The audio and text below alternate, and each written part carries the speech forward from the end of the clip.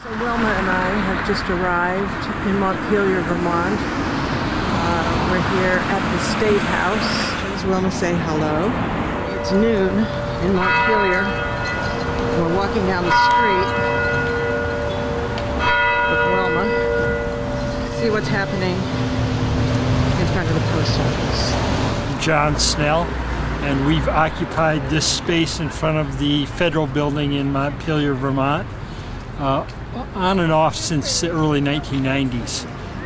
We've had that many wars, it's hard to believe that we're still out here, but we are. And our message is always pretty simple, which is right here.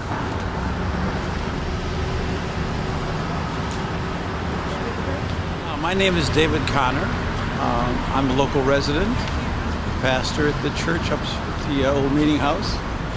And I've been now for about the last 55 years, regularly trying to write letters and protest in honor of world peace.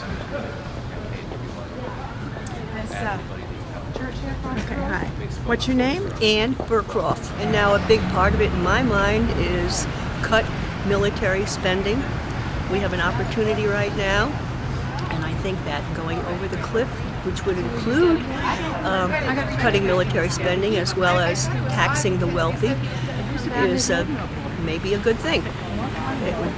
And when it was clear that we couldn't stop the first Gulf War from being repeated, many of us marched in Washington, wrote letters, and tried to stop shock and awe from happening.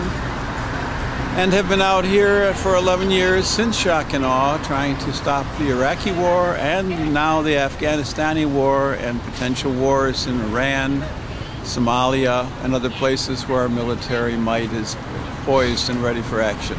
You're a member of what, Occupy and what other Yes, groups? oh, definitely, the Raging Grannies. We have a lot of actions that we do. Last Christmas time, we went to Walmart's and put stickers on all of the war toys that said, "Do not buy war toys for your children."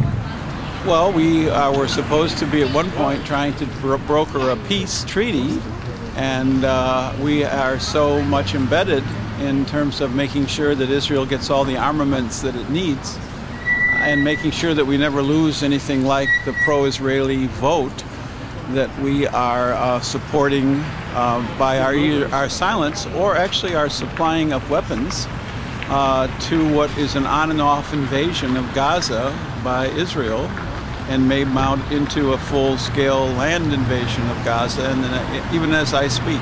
And it's particularly poignant today, I think, when 35,000 Israeli troops are on the border, thinking about moving across that border.